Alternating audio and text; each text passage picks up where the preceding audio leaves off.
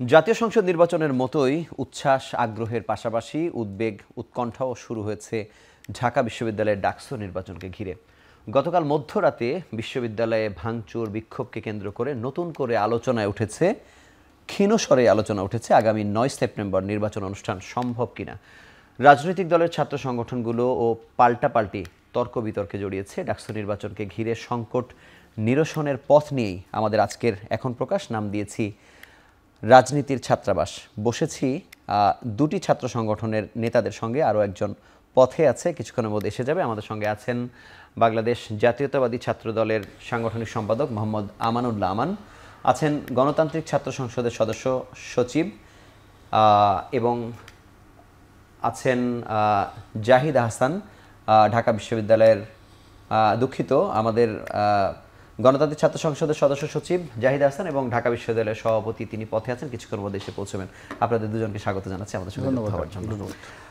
আমি প্রথমেই আমানুল্লাহ আমান আপনার কাছে জানতে চাই যে ১৭ জুলাইয়ের পরিপত্র অনুযায়ী ঢাকা বিশ্ববিদ্যালয়ের যে ছাত্র রাজনীতি হলগুলোতে বন্ধের সিদ্ধান্ত ছিল, আপনারা হঠাৎ এরপরও কেন 18টি হলে আহ্বায়ক কমিটি দিতে গেলেন? মানে এটার পেছনে আপনাদের যুক্তি কি? ধন্যবাদ আপনাকে।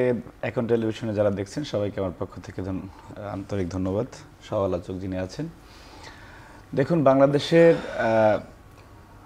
বাংলাদেশে যতবারই বাংলাদেশ বিপদগ্রস্ত হয়েছে, সংকটের মধ্যে পড়েছে, বাংলাদেশের যতবারই মনে হয়েছে যে না, এখন বাংলাদেশের উদ্ধারকর্তা হিসাবে কারো আবির্ভূত হওয়া দরকার, ঠিক সেই সময় ঢাকা বিশ্ববিদ্যালয় সাড়া দিয়েছে। এবং এই যে দীর্ঘ একটি ফ্যাসিবাদী সময় ছিল ১.৫ দশকের, সেই সময়টি তো এমন একটি ন্যারেটিভ তৈরি হয়ে গেছিল সমাজে যে এই প্রজন্ম দিয়ে কিছু হবে না, এই প্রজন্ম ফেসবুক নির্ভর হয়ে গিয়েছে, এই প্রজন্ম ঠিকমতো পড়ালেখা করে না, রাষ্ট্রের প্রতি তাদের চিন্তা নেই, দেশপ্রেম নেই, নানাবিধ কথা রাজনৈতিক দলগুলো বলতো। তারা ৩৬০ ডিগ্রি ঘুরে গেছে। সেই প্রজন্মের মাধ্যমে এবং সেই একই জায়গা ৫২, ৬২, ৭০ থেকে ৯০ পর সেই একই জায়গা ঢাকা বিশ্ববিদ্যালয়ের পবিত্র মাটি। দেখেন, এই সবগুলি রাজনৈতিক আন্দোলন ছিল। এবং যারা বলে থাকেন যে জুলাই গণঅভ্যুত্থান ছাত্র জনতার, বা আমরা যে নামেই ডাকি না, কিন্তু এই গণঅভ্যুত্থানটা একটি রাজনৈতিক ফয়সালা ছিল। কারণ যেই আপনি সমন্বয়ক প্যানেল ছিল, আপনি দেখেন সেই সমন্বয়ক প্যানেলও যারা নেতৃত্ব দিয়েছে তারা কম উল্লেখযোগ্য সংগঠন হলেও তারাও কিন্তু রাজনৈতিক সংগঠনের দায়িত্বে ছিল। এবং রাজনৈতিক ছাত্র সংগঠনগুলোই একটা পর্যায়ে কিন্তু মাঠে এক সম্মুখ লড়াই করে শেষ পর্যন্ত একটি বিজয় নিশ্চিত হয়েছে। কিন্তু বাংলাদেশের ছাত্র রাজনীতিতে একটি দুর্ভাগ্যের বিষয় হচ্ছে যে আপনি পৃথিবীর কোনো দেশও, যে সমস্ত দেশগুলোতে ছাত্র রাজনীতি আছে, সেখানে আপনি এই চর্চাটি দেখবেন না যে একই ছাত্র সংগঠনের অনেক রূপ। সেখানে কোনো সময় তার পরিচয় দিবে না, কখনো পরিচয় দিবে, কখন অর্ধসত্য দিবে, কখন পুরো দিবে, আংশিক দেবে। এখানে এস এম ফরাদের আসার কথা, এস এম ফরাদ থাকলে আরও ভালো লাগতো আমার কাছে। সুতরাং বিপত্তিটি এই জায়গায় হয়েছে। আপনি ৫ই আগস্ট থেকে ৮ই আগস্ট পর্যন্ত এই দেশে কোনো সরকার ছিল না। ঠিক সেই সময় বাংলাদেশের যারা গণঅভ্যুত্থানে রাস্তায় নেমেছিল, পৃথিবীতে আপনি এই ধরনের দেশের নজির খুব কমই পাবেন যে মানুষ এই রাষ্ট্রের আপনি শৃঙ্খলার দায়িত্বে সবাই ছিল। কেউ মন্দির পাহারা দিয়েছে, কেউ মার্কেট পাহারা দিয়েছে, কিছু কিছু অপ্রীতিকর ঘটনা ঘটছে, কিন্তু এই যে দেশকে পাহারা দেয়া, এটা একেবারে অ্যাবভ, সবাই চিন্তা করছে না এটা আমার দেশ। ঠিক সেই সময় ঢাকা বিশ্ববিদ্যালয় সহ কয়েকটি ক্যাম্পাসে আমরা হঠাৎ করে দেখলাম যে ৫০ জন ৬০ জনের একটা মিছিল, ছাত্র রাজনীতি চলবে না, ক্যাম্পাসে ছাত্র রাজনীতি চলবে না। তো পরবর্তীতে দেখা গেল যে ওই মিছিলগুলিতে নেতৃত্ব দেয়া অথবা মিছিলের কোনো জায়গায় থাকা সংশ্লিষ্ট ব্যক্তি ইসলামী ছাত্র শিবিরের কোনো পদে আসছেন। ঠিক আছে। এবং এটি পর্যায়ক্রমে বাংলাদেশের বহুত শিক্ষা প্রতিষ্ঠানে সেটি প্রমাণিত হয়েছে। আপনি সর্বশেষ সরকারি তিতুমির কলেজ, একটি গুরুত্বপূর্ণ শিক্ষা প্রতিষ্ঠান ঢাকার, সেটার সাধারণ সম্পাদক মুনতাসির, তিনি সামাজিক যোগাযোগ মাধ্যমে স্ট্যাটাস দিয়ে শিক্ষার্থীদেরকে আহ্বান জানিয়েছিলেন যে ছাত্র রাজনীতি তিতুমির কলেজে চলবে না। পরবর্তীতে আমরা দেখলাম একটি সংগঠনের তিনি জেনারেল সেক্রেটারি ওই সংশ্লিষ্ট কলেজের। সুতরাং এই যে সাধারণ শিক্ষার্থী শব্দ ব্যবহার করে আপনি ক্যাম্পাসগুলিতে, মানে হলে যে বিভিন্ন সময় আপনি এই যে মব রাত ১২টার সময় রাজুতে চলে আসো, এইগুলি একটি নির্দিষ্ট ছাত্র সংগঠনের এজেন্ডা বলে আমরা মনে করি এবং এটা বারবার প্রমাণিত। কিন্তু আমি এখানে একটা সম্পর্ক প্রশ্ন করতে চাই যে ছাত্র শিবিরকে আপনারা যে গুপ্ত বলছেন এটি তো আমরা প্রায় প্রতিদিনই আসলে শুনি, কিন্তু আপনাদের যে কমিটিটা দিলেন সেখানে যে ছাত্রলীগের অনেকজন নেতাকর্মীর নাম আমরা শুনলাম, যাদের কাউকে কাউকে আপনারা বাদও দিয়েছেন, কিন্তু তারা আসলে কিভাবে ঢুকলো বা তারাও কি আসলে অন্য পরিচয়ে অন্য দলে ছিল কিনা, এরকম কোনো ব্যাপার আছে? দেখুন, ঢাকা বিশ্ববিদ্যালয় ছাত্রদল 593, মানে 600-র কাছাকাছি, তো 600 কাছাকাছির অধিকাংশই একেবারেই সেকেন্ড ইয়ার থার্ড ইয়ারে পড়ুয়া, এবং খুনি হাসিনার বিদায়ের পরে একটি মাত্র সেশন ঢাকা বিশ্ববিদ্যালয় এখন পর্যন্ত প্রবেশ করেছে। এখন এই এত বিশদ পরিসরের কমিটি ঘোষণার পরে যাদের সংশ্লিষ্টতা পাওয়া গিয়েছে, অনেকে তো দেখেছে যে মিছিলে গিয়ে থাকলেও আপনি পদ নেয় না, মিছিলে গিয়েছে এরকম, সেটা তাৎক্ষণিক আমরা সিদ্ধান্ত নিয়েছি। ব্যবধানটা এই জায়গায়, ওনাদের যে নতুন রাজনৈতিক পার্টি সেখানে কেউ তার পরিচয় লুকিয়ে আসতে পারে, কিন্তু ওনারা জানার পরে সেটার ব্যবস্থা নিয়েছেন কিনা সেটা হলো মুখ্য বিষয়। আমরা ওই সংগঠনে দেখেছি যে সংশ্লিষ্ট বিভিন্ন ইউনিট প্রধান, সে মুজিবের স্লোগান দিয়েছে, তাদের যে আইকনিক নেতা বক্তব্য, টি শার্ট পরা, নৌকার স্লোগান দেওয়া, স্ট্যান্ডবাজি করা, এবং আজকে যদি আপনি ছাত্রলীগের বিচারের প্রক্রিয়া আসেন, ওই সময় ছাত্রলীগ হয়ে যে হামলা করেছে, আজকে মনে করেন শিবিরের নেতা, তো ওই সময়ের অপরাধের জন্য কি আপনি বিচার চাইবেন না? এই ধরনের বাংলাদেশে দু একটা ঘটনা, যেমন চট্টগ্রাম কলেজে ঘটেছে, যে আমাদের ছেলেরা জানতো সে ছাত্রলীগের নেতা, তাকে যখন পুলিশ সুপর্দ করেছে, শিবির মিছিল নিয়ে গেছে সে জায়গায়, যে আমাদের নেতা। এখন আপনি কোন আইডেন্টিটি ধরবেন? এখন আসেন ঢাকা বিশ্ববিদ্যালয় ছাত্রদল হল কমিটি নিয়ে যে প্রশ্নটি করলেন, সাধারণ শিক্ষার্থীরা, আই এম ভেরি শিওর, আপনিও জানেন, আপনি এই মাটির সন্তান, যে একেবারে রাতভর জেগে রাজনীতি চলতে দিব না, এই রকমের স্ট্যান্ডবাজি করার জায়গায় সাধারণ শিক্ষার্থীরা যায় না। এইটা একটা 5 তারিখের পরে সর্বোচ্চ পরিকল্পনা গতকালকে ছাত্রদলকে বিপদে ফেলার জন্য করা হয়েছে। সেখানে শিবির, আমরা নতুন সংগঠন বাক্সাসের নেতাকর্মীদেরকে দেখেছি, সেখানে আপনার এদের সমন্বয় এবং ইসলামী ছাত্রী সংস্থা, যারা দেখেছি 2-3 দিন আগে টিএসসিতে আপনার রাজাকারদের যে চিত্র প্রদর্শনী হয়েছে, সেখানে দাঁড়িয়ে কোরআন 3, সেখানে দাঁড়িয়ে শাহবাগীদের বিরুদ্ধে তাদের লেখা স্লোগান আর কি, সেই সমস্ত নারী নেত্রীদেরকেও আমরা দেখেছি গতকালকে স্লোগান দিতে। আমরা দেখেছি ছাত্রলীগের প্রেসিডেন্টের সাথে থেকে জয় বাংলার স্লোগান দেওয়া, সে গতকালকে স্লোগান দিচ্ছে, সে জসিমউদ্দিন হলের 1 নম্বর সদস্য। তার মানে কি কালকে ছাত্র শিবিরই এই বিক্ষোভটি করেছে তাই মনে হচ্ছে আপনার কাছে? ছাত্র শিবির, এবং দেখেন 5 আগস্ট পরবর্তী সময়ে যখন ছাত্রলীগ বিদায়ের পরে এরা তো ভাববে যে ছাত্রদল এখন আমাদের প্রতিপক্ষ, গণতান্ত্রিক চর্চায় সেটাই স্বাভাবিক বিষয়, কিন্তু আপনি সুকৌশলে অথবা রাজনৈতিক পরিভাষায় আপনি একটা সংগঠনকে মোকাবেলা করেন, অপকৌশলে না। তো এই যেটা করা হচ্ছে সেটা অপকৌশল। ঢাকা বিশ্ববিদ্যালয় হলগুলিতে 10,000-এর মতো শিক্ষার্থী আবাসিক রয়েছে, সেখানে গতকালকে আপনি যদি যে কোনো মাপকাঠিতে দেখেন 500 বা এর চেয়ে কিছু বেশি ছিল, তাহলে 9,500 শিক্ষার্থীর ভাষা তো আপনি, তারা কি চায় সেটাকে আপনি জানতে চেয়েছেন, আমরা জানতে চেয়েছি। আর আমাদের যাদেরকে হল কমিটিতে ঘোষণা করেছে প্রায় 600-র মতো, তারা সবাই ঢাকা বিশ্ববিদ্যালয়ের রানিং শিক্ষার্থী। তারা কি এই বিশ্ববিদ্যালয়ের শিক্ষার্থী না? বাংলাদেশের যে এখন বিদ্যমান সংবিধান, সেখানে 37, 38 এবং 39-এ মত প্রকাশের স্বাধীনতা, রাজনীতি করার স্বাধীনতা, চিন্তা বিবেকের স্বাধীনতা, এই দেশ আমাকে সে অধিকার দিছে রাজনীতি করা।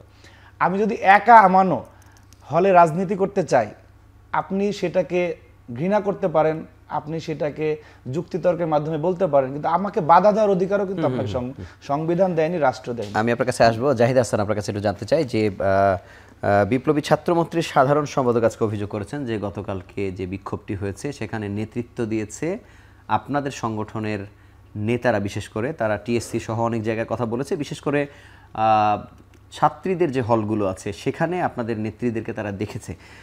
আবার আমান ভাই যেটা বলছিলেন যে এখানে ছাত্র শিবিরের নেতৃত্ব ছিল আর কি, আসলে কারা আসলে করেছে এটি আসলে কিভাবে আপনারা বলবেন, বা এই অভিযোগ কি আসলে সত্য কিনা? জি, ধন্যবাদ। দর্শকবৃন্দ যারা দেখছেন তাদেরকেও ধন্যবাদ।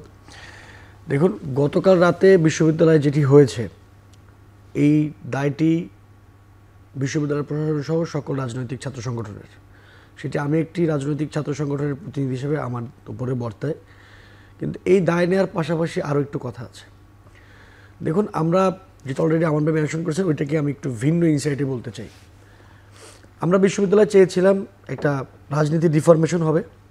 ছাত্রলীগ গত 16 বছর যেভাবে দখলদারিত্বের রাজনীতি ক্যাম্পাসে করছে সেটা করতে দেওয়া যাবে না। আমরা রিফরমেশন চেয়েছিলাম, কিন্তু দুর্ভাগ্যজনকভাবে আমরা 5 আগস্টের পরে ক্যাম্পাসে দেখলাম রিফরমেশনের বদলে নো পলিটিক্স ইন ক্যাম্পাসের হাওয়া বইছে। প্রত্যেক রাতে হল থেকে মিছিল বের হচ্ছে যে ক্যাম্পাসে কোনো পলিটিক্স চলবে না। মানে পলিটিক্সের রিফরমেশন আপনি চাইতে পারেন, আপনি আপনার প্রস্তাবনা দিতে পারেন, কিন্তু পলিটিক্স চলবে না, এটি খুব ভয়ঙ্কর। এই পলিটিক্স না চলার মধ্য দিয়ে কোনো একটি দলের বেশি পলিটিক্স চলে, এবং সেই দলটির নাম ছাত্র শিবির। এটা এখন ওপেন সিক্রেট। এবং এই যে মিছিলগুলো বরং ছাত্র শিবিরের সভাপতি উনি থাকলে বেশ ভালো হতো, বরং আলোচনাটা ভালো জমতো। কিন্তু এই কথাগুলো আমরা বারবারই বলি, আমি ওই জায়গাতে আসছি। এবং আমরা দেখলাম যে সেই নো পলিটিক্স ইন ক্যাম্পাসের যে মিছিল, সেই মিছিলের নেতৃত্ব দিচ্ছে ছাত্র শিবিরের একজন নেতা বা একাধিক নেতা। মানে এটা খুবই ফান্ডামেন্টাল কোশ্চেন। যদি ছাত্র শিবির রাজনৈতিক ছাত্র সংগঠন হয়, মানে ধরুন আমি ক্যাম্পাসে ছাত্রদলকে যেভাবে ডিল করি একইভাবে ডিউডিএসকে ডিল করি না। ছাত্রদল একটা রাজনৈতিক ছাত্র সংগঠন, আমি একটা রাজনৈতিক ছাত্র সংগঠন, তার সঙ্গে আমার ডিলিংটা একরকমের। ডিউডিএস একটা কালচারাল সংগঠন, তার সঙ্গে আমার ডিলিংটা অন্য রকমের। ছাত্র শিবির আসলে কি? সে কি একটা রাজনৈতিক সংগঠন নাকি সামাজিক সাংস্কৃতিক সংগঠন? সে যদি রাজনৈতিক ছাত্র সংগঠন হয়ে থাকে তাহলে সে প্রথমেই ক্যাম্পাসে, ঢাকা বিশ্ববিদ্যালয়ের ক্যাম্পাসে প্রথমত নো পলিটিক্স ইন ক্যাম্পাস এই মিছিল করে সে তার এই রাজনৈতিক ছাত্র সংগঠন হওয়ার যে নৈতিক জায়গা, সেই নৈতিক জায়গা সে প্রথমেই হারায় ফেলছে। সুতরাং সমস্যাটা এখান থেকে শুরু, এক নম্বর। দ্বিতীয়ত দেখেন, কালকের যেই সমস্যাটা হলো, তো ছাত্রদল হল কমিটি দিবি কিনা, গণতান্ত্রিক ছাত্র সংসদ দিবি কিনা, শিবির দিবি কিনা, অন্যান্য বাম সংগঠনগুলো দিবি কিনা, বা হলে আসলে রাজনীতি চলবে কিনা, চললে কোন ওয়েতে ফাংশন করবে। ছাত্রলীগ হলে কমিটির মাধ্যমে সিট দখল করতো, গেস্ট রুম কালচার ছিল, আমরা তার এগুলো চলতে দিতে চাই না। তাহলে কি ফরমেশন হবে? এইটা 5 আগস্টের পরে সকল ছাত্র সংগঠন বসে একসঙ্গে ঠিক করার কথা ছিল। তার পরিবর্তে প্রথমত ছাত্র শিবির নো পলিটিক্স ইন ক্যাম্পাস বলে সেই সম্ভাবনাটা আমাদের নষ্ট করলো, যার কনসিকুয়েন্সে কালকের এই মিছিল, কালকের এই ভাঙচুর। দ্বিতীয়ত ছাত্র শিবির একই সঙ্গে তারা যদি তখন থেকে ছাত্র রাজনীতি না চায়, তাহলে কালকে এবার বিক্ষোভ করে, মানে কালকে তো তাদের দাবিও ছিল এটাই যে তারা ছাত্র রাজনীতি চায় না। আমি তো ওইখানে আসছি। তো ধরেন তারা এই প্রথমত আমাদের যে রিফরমেশন, আমাদের যে ক্যাম্পাসের একদম স্থিতিশীল অবস্থা, সেখানে তারা প্রথম ব্রেকটা মারলো। দ্বিতীয়ত যেটা হলো, তারা গত 15 বছর নির্যাতিত ছিল, আমরা তাদের পক্ষে দাঁড়িয়েছি। আমরা ক্যাম্পাসে ভয়েস রেজ করেছি যে শিবির নামে কোনো ট্যাগিং দিয়ে কাউকে মারা যাবে না, শিবির একজন করলে তাকেও মারা যাবে না, তাকেও পুলিশে দেওয়া যাবে না।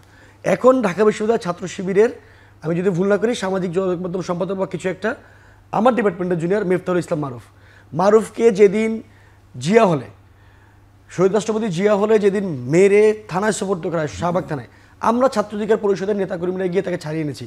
সাদিক কায়েম, এস এম ফরাদ, কেউ জানে, তারা তখন ছাত্রলীগের স্লোগান দিত ক্যাম্পাসে। তারা তখন ছাত্রলীগের হয়ে ওই সূর্য সকালে দাঁড়িয়ে নৌকা নৌকা শেখ হাসিনা স্লোগান দিত। আমরা গিয়েছি শিবিরে এসে নেতাকে ছাড়া আনার জন্য, আমরা তখন জানতাম না সে শিবির। আমরা গিয়েছি একজন সাধারণ শিক্ষার্থীকে আপনি শিবির ট্যাগ দিয়ে তাকে মেরে থানায় সোপর্দ করতে পারেন না। সুতরাং আমরা শিবিরের সেই তাকে যে টর্চার করেছে তার বিরুদ্ধে ছিলাম। কিন্তু শিবির কী করলো? শিবির যখন তাকে এখন ছাত্রদলটা মারবে না, আর মারার মতো কেউ নেই, ছাত্রলীগ ক্যাম্পাসে নেই, তারা তাদের সেই কমিটি, তাদের সেই সাংগঠনিক পরিসর, এটা নিয়ে লুকোচুরি খেলতে শুরু করলো। এবং এই লুকোচুরিটা এমন হলো যে তারা দেখানোর চেষ্টা করছে ঢাকা বিশ্ববিদ্যালয়ে তাদের মতো 14 থেকে 15 জন লোকবল আছে, আর কেউ নেই। এবং আপনাদের এখানে বসেই এস এম ফরাদ বলে গেছেন ছোটো ছোটো টিম আছে। এবং এই টিমটা কী, টিমটার পরিসর কী?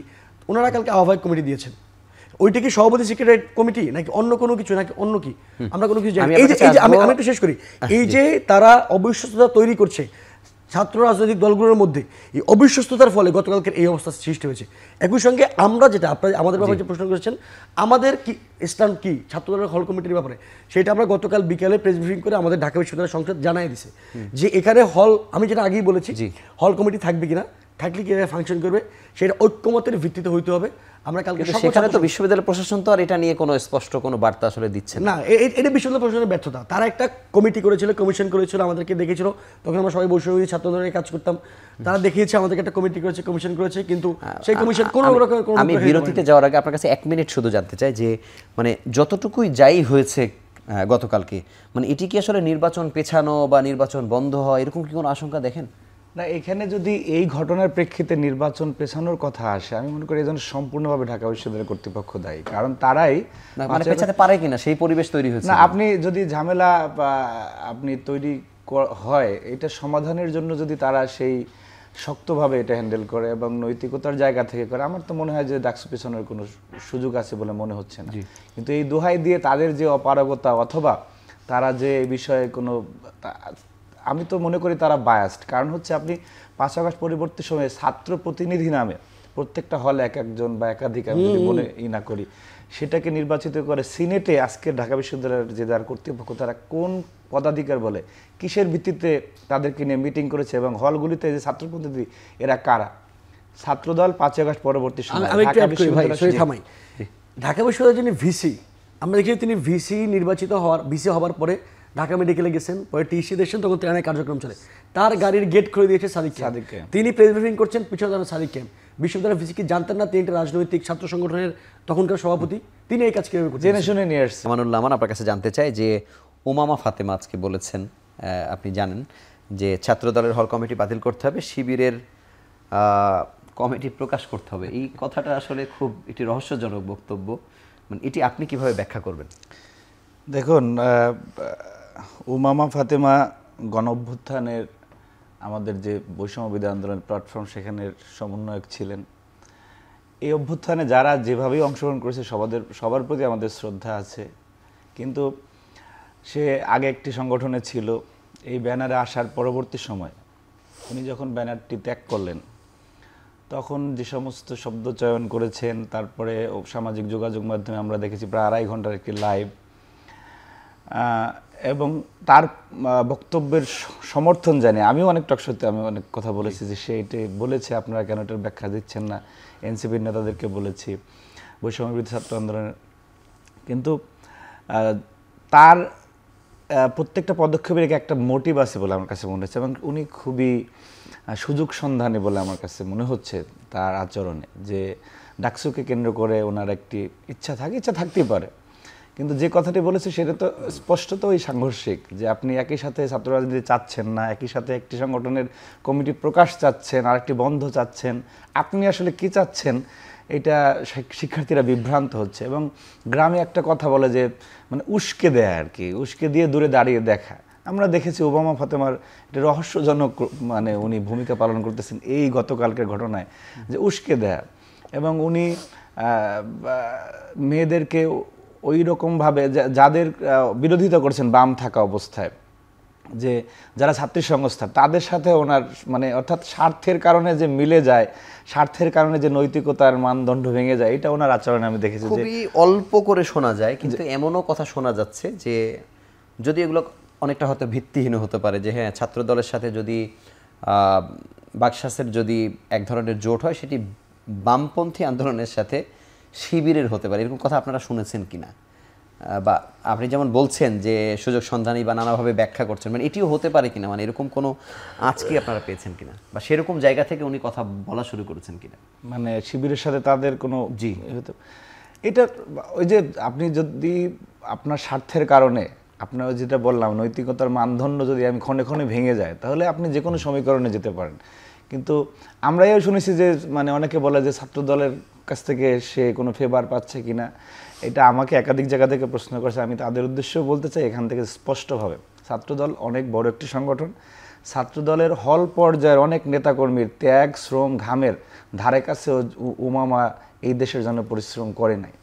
আমাদের অনেক হল পর্যায়ের নেতা আছে যারা 3বার 4বার জেল খেটেছেন, অসংখ্যবার হয়রানির শিকার হয়েছেন, ছাত্রলীগের হামলার শিকার হয়েছেন, পঙ্গুত্ব বরণ করেছেন। সুতরাং উমামারা কি স্টাইলে রাজনীতি করেছে, কতটুকু আপনার স্পেস নিয়ে প্রতিবাদ করেছে, কত কুসুম প্রতিবাদ করেছে, সেগুলো আমরা জানি।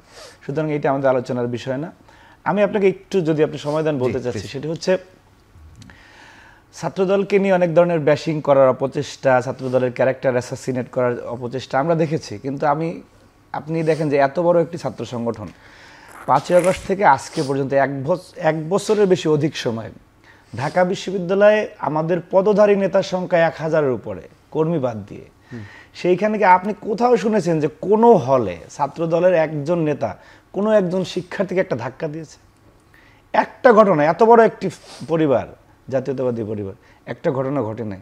এবং শিক্ষার্থীরা যেই ধরনের আচরণ পছন্দ করে, আগে যে একটি কাঠামোগত নিপীড়ন ছিল, গেস্ট রুম, এই কালচার, তারপরে হলে নির্যাতন, প্রোগ্রামে ডেকে আনা, আপনি যদি একটা সিঙ্গেল উদাহরণ দেখাতে পারেন ঢাকা বিশ্ববিদ্যালয়ে, এইটা কি একটা ছাত্র রাজনীতির যে আগামীতে ক্ষমতায় আসবে শোনা যায়, এটি ধরেও তো হয়তো করতে পারতো ছাত্রদল, মানে যদি হ্যাঁ। এবং সবচেয়ে বেশি যাদের লোকবল আছে, এই যে যারা প্রতিবাদ করতেছে, গতকালকে যে শিক্ষার্থীদের দিয়ে কমিটি দেওয়া হয়েছে প্রায় 600-র মতো, তারা সবাই ঢাকা বিশ্ববিদ্যালয়ের শিক্ষার্থী। এই যে এবং দেখেন যে কিছুদিন আগে যে একটি উদাহরণ তৈরি হলো যে আপনি ৩রা আগস্টের প্রোগ্রাম নিয়ে আমরা শহীদ মিনার থেকে আমাদের যে এনসিপির নেতারা আমাদেরকে বলেছিল স্থান ত্যাগ করতে, যদিও আমরা অনুমতি পেয়েছিলাম ওখানে প্রোগ্রাম করতে, সেটা আমরা যে ঔদার্য, আমরা উস্কানির পরিবর্তে যে উদারতা ঔদার্যের পরিচয় দিলাম, আজকেও ঠিক দেখবেন যে ঢাকা বিশ্ববিদ্যালয় ছাত্রদের একটা মিছিল করেছে যে আমাদের নিয়ে যে অপচেষ্টা করা হচ্ছে, যে ষড়যন্ত্র করা হচ্ছে, সেই ষড়যন্ত্রের বদলে, গালির বদলে তালি দিয়ে আমরা সেই গণতান্ত্রিক সহাবস্থানকে স্বাগত জানাই। জানতে চাই যে নির্বাচনে জনপ্রিয়তা দলের ব্যক্তির অনেক কিছুতে আছে, যদিও এটা দলীয় রাজনৈতিক পরিচয়, নির্বাচনটা সেভাবে হয় না, কিন্তু ছাত্র শিবির ঢাকা বিশ্ববিদ্যালয়কে কেন্দ্র করে বা ঢাকা বিশ্ববিদ্যালয়ের আশেপাশে যতগুলো কর্মসূচি নিয়েছে, সেটি যেমন আমরা আপনাদেরকেও দেখেছি অনেক ধরনের কর্মসূচি নিয়েছেন। আমি জাহিদ হাসানের কাছে জানতে চাই যে এই আপনাদের যাত্রা শুরুর পর থেকে মানে শিক্ষার্থীদের কাছে যাওয়ার জন্য আপনারা কি কি করেছেন, বা আপনাদের শিক্ষার্থীদের সাথে যোগাযোগের প্যারামিটারগুলো আসলে কি কি? দেখুন, আমরা ছাত্র রাজনীতিকে একটা ভিন্ন লেন্স দিয়ে দেখতে চাই। আচ্ছা, আমরা মনে করি ছাত্র রাজনীতি হতে হবে সবসময় ছাত্রদের পক্ষে হয়ে বার্গেনিং করবার জন্য, এবং আমরা মনে করি ছাত্র রাজনীতি ভবিষ্যৎ জাতীয় রাজনীতির রূপরেখা প্রদান করবে। আমরা মনে করি ছাত্র রাজনীতি হবে শিক্ষার্থী বান্ধব, এবং একই সঙ্গে বাংলাদেশের বর্তমান সময়ের যে চাহিদা, সেই চাহিদা অনুযায়ী গবেষণামূলক বিশ্ববিদ্যালয় তৈরি এবং শিক্ষার মান উন্নয়ন, শিক্ষা সংস্কার ইত্যাদি নিয়ে কাজ করবে। কিন্তু বিশ্ববিদ্যালয়ে যে প্রবণতা আমরা দেখলাম গত 1 বছরে, বিশ্ববিদ্যালয়ে আইডিয়ার পলিটিক্স বা ইডিওলজিক্যাল মতাদর্শিক ডিবেটের বাইরে গিয়ে আমরা দেখলাম বরং বিশ্ববিদ্যালয় শুরু হচ্ছে টাকার পলিটিক্স, ওয়েলফেয়ার পলিটিক্স। দেখুন, আমরা মনে করি যে একটা ছাত্র সংগঠন হিসেবে ছাত্ররা একটা সংগঠনকে রান করে। ওয়েলফেয়ার পলিটিক্স দরকার নাই, আমি বলছি ওয়েলফেয়ার পলিটিক্স বিশ্ববিদ্যালয়ের পরিবেশ, রাজনৈতিক পরিবেশ, রাজনৈতিক সহাবস্থানকে খুবই বাজেভাবে হার্ম করে। ওয়েলফেয়ার পলিটিক্সের বদলে যে আইডিয়া এবং ইডিওলজির পলিটিক্স গড়ে উঠবার কথা ছিল সেইটি হয়নি, এবং সেটিও আপনি দেখেন এই ওয়েলফেয়ার পলিটিক্সের যে রমরমা ব্যবসা, এই ব্যবসায় শুরু হচ্ছে ছাত্র শিবিরের হাত ধরে। আমি এই কথাটি বলতে আমার কষ্ট হচ্ছে, তারপরও বলি, এই যে আজকে আমরা এইখানে বসে যে ডিবেটটি করছি যে রাজনৈতিক অস্থিরতা কেন, কালকে কেন বিশ্ববিদ্যালয়ে এরকম পরিবেশ সৃষ্টি হলো, এইরকম পরিবেশ সৃষ্টি হওয়ার পিছনে সবচেয়ে বেশি দায়ী ছাত্র শিবির। দেখুন, আমি আপনাকে একটা ছোট্ট 2-3টা উদাহরণ দিই। ছাত্র শিবির আজকে সারাদিন ধরে ফেসবুকে, এবং আপনি জানেন যে ফেসবুক কেন্দ্রিক তাদের কীভাবে নোংরামি চলে। আমি আপনাকে জাস্ট 2টা কথা বলবো, এবং 2টা আমি এভিডেন্স দেব। বাকশাসের পক্ষ থেকেও দেখি যে শিবিরকে ধরে উচ্চারণ করে এই যে কমেন্ট করা বা মানে এক ধরনের শিবিরের সাথে মুখোমুখি জায়গাতে আপনারা কিন্তু যাচ্ছেন আর কি। কেন যাচ্ছে আমি আপনাকে বলি। ধরুন, ছাত্র শিবির কালকে আজকে সারাদিন তাদের একদম দায়িত্বশীল নেতারা প্রচার চালিয়েছে, তাদের যে ফিল্টার, সেই ফিল্টার নাকি গণতান্ত্রিক ছাত্র সংসদের নেতাকর্মীরা ভেঙেছে বা হল থেকে বের করেছে। আমি তাদেরকে স্পষ্ট চ্যালেঞ্জ করছি, আমরা ফেসবুকেও করেছি, যে গণতান্ত্রিক ছাত্র সংসদের কোনো একজন নেতাকর্মী কোনো একটা হলে যদি শিবিরের ফিল্টারের গায়ে হাত দেয়, তারা পারলে প্রমাণ দেখায়। তারা কোনো প্রমাণ দেখায়নি। বরঞ্চ কী হয়েছে, সূর্য সেন হলে যেই শিক্ষার্থী এই ফিল্টারটাকে টেনে হলের বাইরে রেখে দিয়ে এসছে, সেই ছাত্রের সঙ্গে, সেই শিক্ষার্থীর সঙ্গে আমাদের কোনো রকমের কোনো সাংগঠনিক বা ব্যক্তিগত কোনো সম্পর্ক নেই। ইভেন গতকাল রাতের আগে আমি শিক্ষার্থীকে চিনতাম না, তারা তাকে বানিয়েছে গণতান্ত্রিক ছাত্র শক্তি, গণতান্ত্রিক ছাত্র সংসদের নেতাকর্মী, এবং এই মিথ্যা প্রপাগান্ডা চালিয়েছে। আমি জানি না যে তারা যখনই বলে যে আমরা একটি ইসলামী ছাত্র সংগঠন, এবং এরপরে বারবার মিথ্যা বলে, 1 নম্বর। দ্বিতীয়ত দেখেন, এনসিপির জয়েন্ট সেক্রেটারি আকরাম হোসেন একটা কমেন্ট করেছেন ফেসবুকে, তিনি লিখছেন যে বাকশাসের কে এটা ভেঙেছে, প্রমাণ দাও। এবং এই কমেন্টটি তিনি করেছেন ইসলামী ছাত্র শিবিরের ঢাকা বিশ্ববিদ্যালয়ের প্রচার সম্পাদক মোহাম্মদ সাজ্জাদ হোসাইনের কমেন্ট বক্সে। সেখানে শিবিরের এক লোক এসে, আমি শব্দ উচ্চারণ করতে পারবো না, তিনি বলছেন কিরে ... পুয়া, মানে আপনি বুঝতে পারছেন যে পরের শব্দটা কি। এটা উচ্চারণ করার মতো পাবলিক স্পেয়ারে আমি এই লাজ শরম রেখে চলতে চাই, মানে। এবং সেই ব্যক্তির সেটা কোনো ফেক আইডি না, বট না, একজন মানুষের আইডি। আপনি তার পুরো প্রোফাইল গিয়ে দেখবেন শিবির জামাত নিয়ে অনেক রকমের পোস্ট, অনেক রকমের ভালো পোস্ট, গ্লোরিফাই করা। মানে আমরা তো মুসলিম, আমি একটা ইসলামী পরিবার থেকে এসেছি, আমি ইসলামী রাজনীতি না, আমি বিশেষ করে আমি ইসলামী রাজনীতি না করলেও আমি মনে করি একজন রাজনীতিবিদ হিসেবে আরেকটা রাজনৈতিক দলের নেতা বা কিংবা কর্মীর সামনে কর্মীকে আমি এইভাবে গালিগালাজ করতে পারি।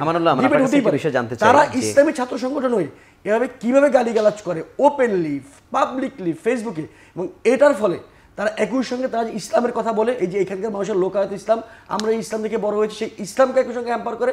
দ্বিতীয়ত তারা এখানকার রাজনৈতিক পরিবেশকে, সহাবস্থানকে, সৌহার্দ্যকে, ঔদার্যকে নষ্ট করে। আচ্ছা, আমি একটু ডাকসু প্রসঙ্গে একটু ডিরেক্ট ঢুকতে চাই যে এই যে ছাত্র রাজনীতি বাদ দেবার ব্যাপারে হলগুলোতে নানান কিছু হয়েছে, কিন্তু এটাকে আজীবন ওই জায়গাতেই কি আমরা আসলে থাকবো? আমাদের তো আসলে রাজনীতিকে ফিরিয়ে আনতেও হবে, মানুষের ভীতি কমাতে হবে, ছাত্রদের যে যে ধরনের কালচার, অত্যাচার, অন্যায়, জুলুম, এটা ফেরানো উচিত কিনা, এবং এটা ফেরার জন্য রাজনৈতিক দলগুলোরও বা ভূমিকা কীরকম, বা বিশ্ববিদ্যালয়ের প্রশাসনেরও আসলে কী দায়িত্ব আছে?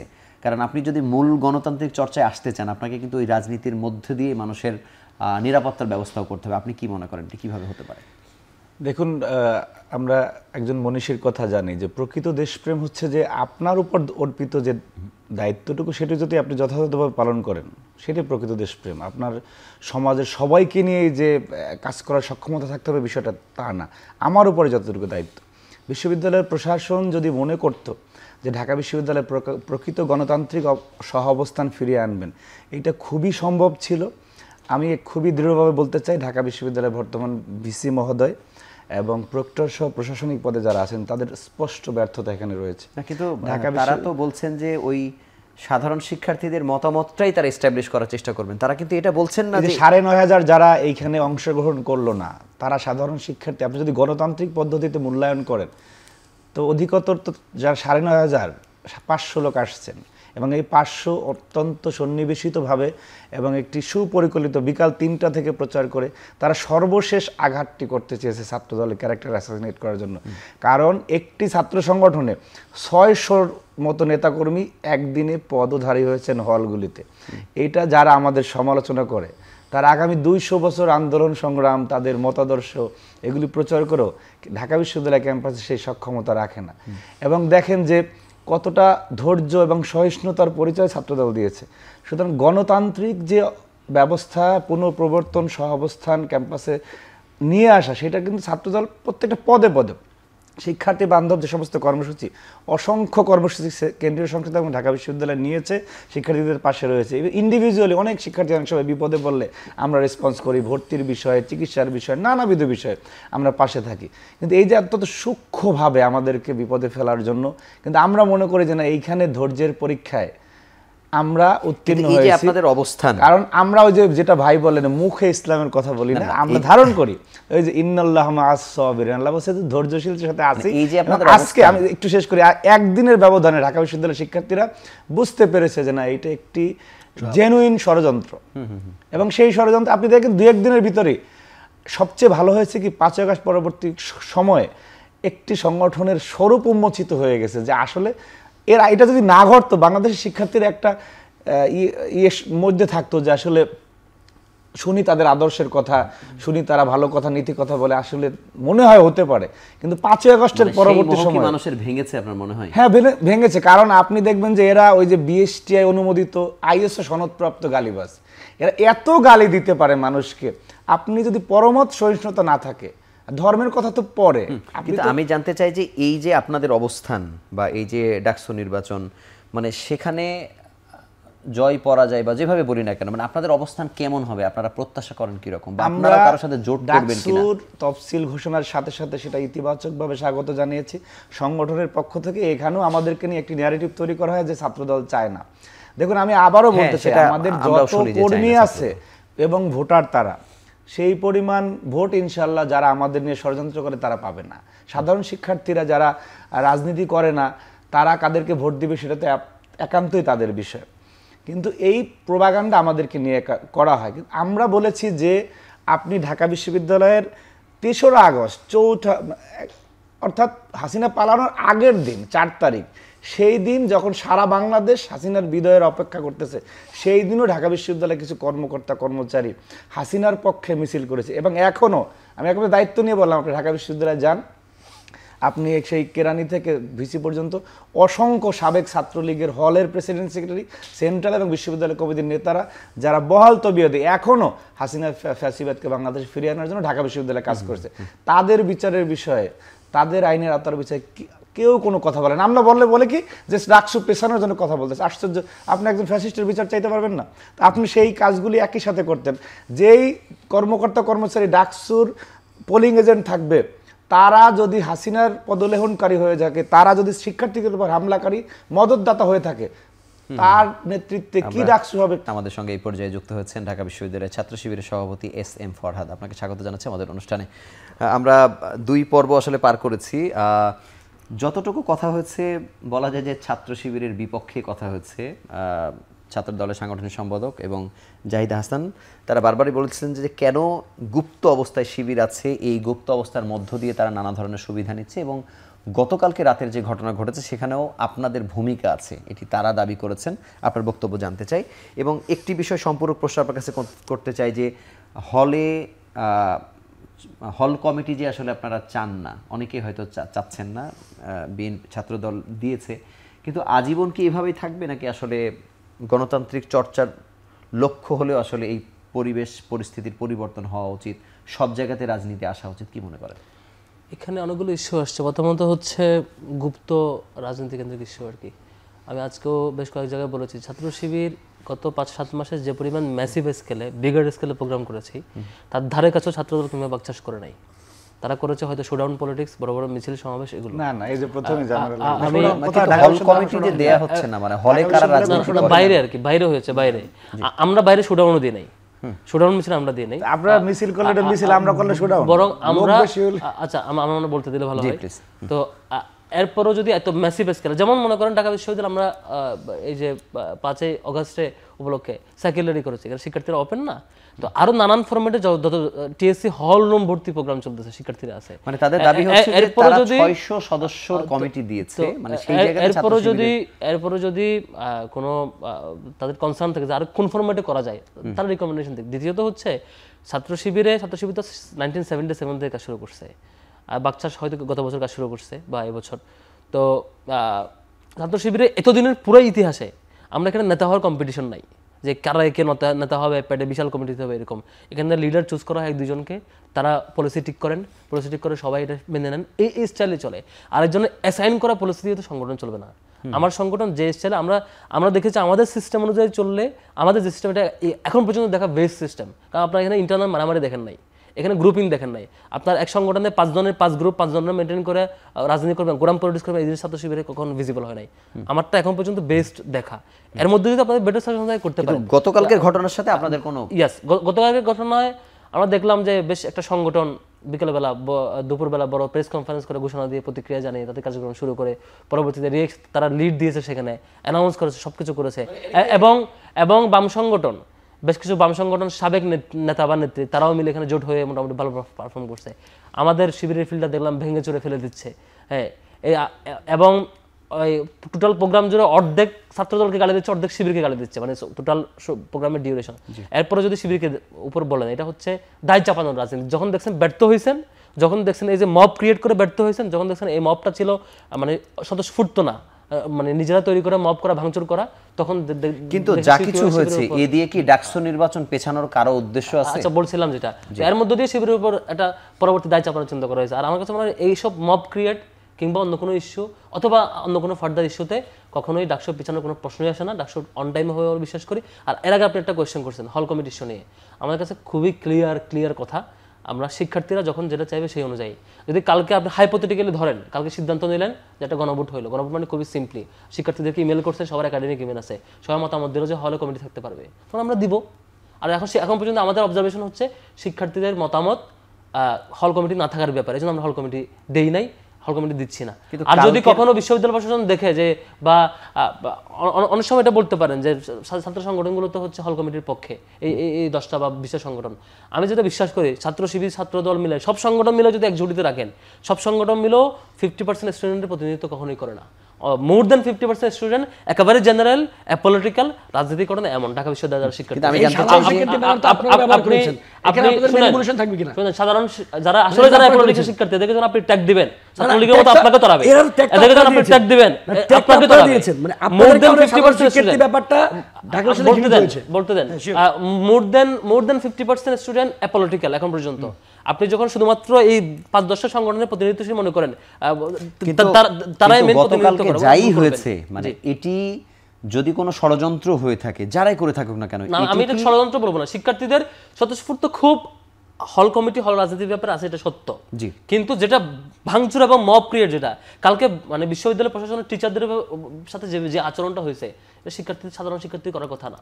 এটা যদি জেনুইন শিক্ষার্থীদের আন্দোলন করতো, শিক্ষার্থীদের সাথে টিচারদের সাথে বেয়াদবি করার কথা না, এবং ধরে একদম এভাবে মপমূলক অ্যাপ্রোচ করার কথা না। এটা ইন্টেনশনাল এবং ব্যাড ইন্টেনশন। কিন্তু আপনাকে আমি একটা প্রশ্ন করতে চাই যে এই যে আপনারা বলছেন যে আমরা হল কমিটি দেই নাই, হলে আমরা রাজনীতি করছি না, কিন্তু আমরা সেবামূলক কাজ করছি, কিন্তু এই সেবামূলক কাজটাও রাজনীতি কিনা, বা সেবামূলক কাজ যদি আপনি করে থাকেন সেখানে ছাত্র শিবিরের নাম যোগ দেয়া ফিল্টারে, সেটি কিভাবে? এটা আমাদেরকে শিখাইছে হচ্ছে এই যে আজকে জাহিদ ভাই বসে আছে না, বাচ্চা এবং ছাত্রদল শিখাইছে।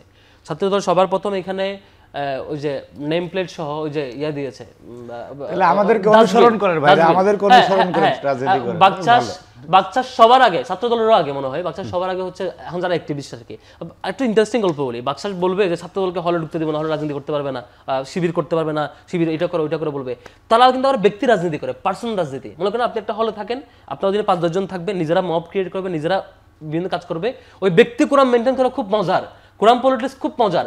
ব্যক্তি নিজেও হচ্ছে ব্ল্যাঙ্কেট দিবে, কম্বল দিবে, ওটা দিবে, ওটা দিবে। এখনো আপনি হলে হলে দেখবেন ওই যে সাইকেলের পাম্পার লেখা আছে গোলামবান্দি ছাত্র সংসদ, এসব খুবই মজার, খুবই এনজয় করে। মানে সেটা আপনারা কেন ফলো করবেন? আপনারা তো অনেক দিক থেকে আলাদা নিজেদেরকে দাবি করেন, তাই না? আর আমরা যেটা করছিলাম, যেমন কোল্ড ওয়াটার ডিসপেনশন দেওয়ার সময় আমরা প্রথমে হলকে অ্যাপ্রোচ করছি, স্যার শিক্ষার্থীদের রেসপন্স হচ্ছে যে এরকম কোল্ড ওয়াটার ডিসপেনশন দেওয়া যায় কিনা, আপনারা দিবেন কিনা। তো আপনারা দিলে আপনারা মানে আমরা জাস্ট দাবি জানাইছি। তো ওনারা বললো যে আমাদের এখানে মানে ফান্ড ক্রাইসিস আছে, তোমরা দিলে এটা হেল্প হয়, যেহেতু ব্যয়বহুল।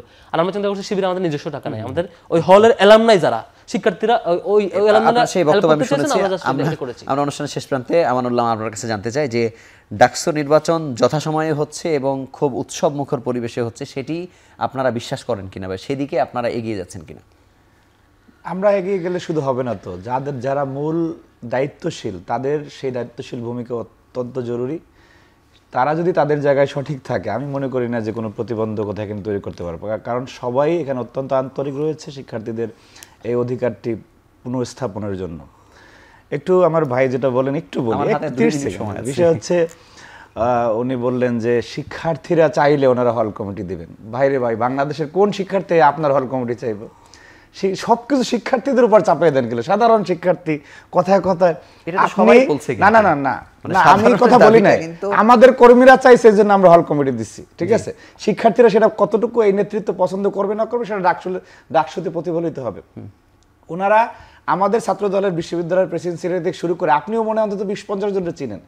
সাদিকার ফরহাদ আর এই যে ইয়ের বাইরে তো আমরা কেউ চিনি না। এখন আপনি যদি আপনি পূর্ণাঙ্গ কমিটিটা প্রকাশ করেন ভাই, হল কমিটিটা পূর্ণাঙ্গ প্রকাশ, আমরা দেখি যে কে কোন সম্পাদক না, মানে সেই কমিটি প্রকাশ করার ব্যাপারে এখন এই যে ছোট ছোট টিম করে বলছেন যে আপনারা নানান প্রোগ্রাম করছেন, সেখানে আপনাদের অনেক লোকজন যাচ্ছে, সবাইকে মানুষ চেনে, মানে আমি তার কথা ধরে যদি ধরি, মানে আপনাদের কমিটি প্রকাশের কোনো এই যে টিম শব্দ চয়নটা করলো, যে আমি এই শোতেই একবার মানে ছোট ছোট টিম শব্দ চয়ন করছে, এটা নিয়ে বেশ মকারি শুরু করছে, এবং ছাত্রদলের ভাইরা এবং বাচ্চাদের ভাইরা বেশ ভালো প্রচার করছে আর কি। আমি একটু রিপ্লাই দিই। দেখেন, আমরা এখানে আসলে ব্যক্তি পূজা এবং কোরাম পলিটিক্স করি না, যে আমার সাথে 5 জন করে 10 জন করে। আমরা টিম ওয়ার্ক করি। টিম ওয়ার্কটা কীভাবে?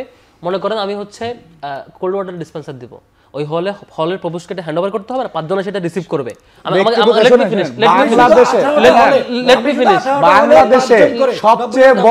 বাংলাদেশের সবচেয়ে বড় লেজুর ভিত্তিক ছাত্র সংগঠনের নাম ইসলামী ছাত্র শিবির। আপনারা কোথায় না জামাতের একজন নেতার বিরুদ্ধে করে দিয়ে শুনেন, আপনাদের বিধান পার্টি থেকে ওইটা আলাদা জিনিস। সবচেয়ে বড় লেজুর ভিত্তি আপনারা ব্যক্তি পূজা করেন না, ব্যক্তি পূজার কথা বলে টার্গেট করেন। আপনারা সবচেয়ে বড় লেজুর ভিত্তি করেন। আপনার ইসলামী ছাত্র শিবিরের প্রেসিডেন্ট সেক্রেটারি জামাতের প্রোগ্রামে কেন যায়? আপনার এটিএম আজহারের রায়ের প্রতিবাদে কেন শিক্ষার্থীদের মানে বাম মোর্চার উপর আমরা ছাত্রলীগের স্টাইলে হামলা করছেন? আপনারা লেজুর ভিত্তি করেন ভাই। আমি লেজুর ভিত্তি নিয়ে বলি না, আমি বলছি হচ্ছে ইন্টারনাল বাস্তবায়নে আমরা বাকছাস বা বেশ কিছু সংগঠনকে যেটা দেখেছি হলে আপনি ভুল বুঝছেন। আমি আপনাকে ভুল বুঝি না, সঠিক 18টা হলে 5 জন করে যে 90 জন বলতে দিবেন, 90 জন নামটা শুনতে চাই। আচ্ছা ইয়েস, এখন এই 90 জন নামটা প্রকাশ করেন কালকে। এই যে জাহিদ ভাই এত কথা বললো না, এত কথা না বলে আমার একটু ওই আমাদের পেজটা একটু যদি ঘুরে আসতো, এই যে টিএসসি অডিটোরিয়াম ভর্তি ছেলে পেলে সবগুলা ড্রোন ফুটেজ এখানে দেওয়া আছে, চিনে নেন না ভাই? হলের গ্রুপে ফার্স্ট এড বলতে দিবেন। আচ্ছা প্লিজ, ফার্স্ট এড বক্স দেওয়ার পরে, পানির কোল্ড ওয়াটার ডিসপেন্সার দেওয়ার পরে, আর একটা প্রোগ্রাম করার পরে প্রত্যেকটা এক এক সময় এক এক লোকজন তারা গিয়ে হলে গ্রুপে ছবি সহ আপডেট দিচ্ছে। আমরা আজকে 10 জন 20 জন গিয়ে আমাদের সময় শেষ। আপডেট দেওয়ার পরে যদি না চিনেন, সাইকেল র্যালিতে বা অন্যান্য প্রোগ্রামে আমার 500 1000 মানুষ না চিনেন, ধন্যবাদ। এবং তাইলে আপনাদের এটা তিনজনকে আমাদের সঙ্গে আর বাচ্চা যেটা করে খুব সুন্দর রাজনীতি, ব্যক্তিগত গ্রুপ থাকবে, গ্রুপের জন্য ডাকসু নির্বাচনের আগে যে অনাকাঙ্ক্ষিত ঘটনা গত রাত্রে ঘটেছে, সেটি ডাকসু নির্বাচন যথাসময়ে হওয়ার পেছনে বড় ধরনের কোনো ভূমিকা ঘটতে পারে সেটি মনে হচ্ছে না। আমরা আশা করছি যথাসময়ে নির্বাচনটি হবে এবং যত তর্ক বিতর্ক হোক না কেন, মানুষ তার জনপ্রিয়তা অনুযায়ী তারা নির্ধারণ করবে যে আসলে কারা বিজয়ী হবেন, কারা ভিপি হবেন বা জিএস হবেন। আমরা সেই অপেক্ষায় রইলাম। ভালো থাকুন, সুস্থ থাকুন।